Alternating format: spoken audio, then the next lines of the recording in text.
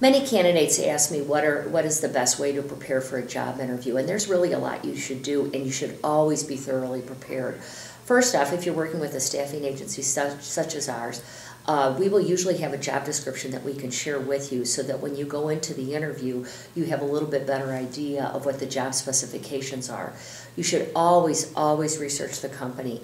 In this day and age with the internet, there is just absolutely no reason for you not to know what the organization does, what their goals are, what their mission is. And you can craft the questions that you ask the HR person at the end of the interview or the supervisor, something about the company that makes you sound intelligent.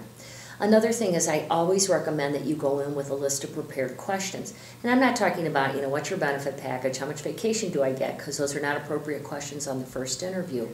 But for example, if you email us, I have a list of 200 questions that you can use depending on whether or not you're talking to the finance person, whether or not you're talking to the HR manager, whether or not you're talking to the sales manager, that will help you prepare and ask deep questions and good questions.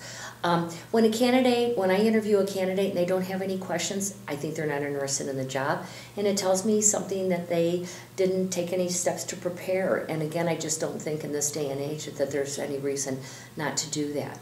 You always want to follow up with a thank you note. I always recommend that you even keep thank you notes in your car. Write it out in the car and then walk it in and hand it to the receptionist. That's something that sets you apart.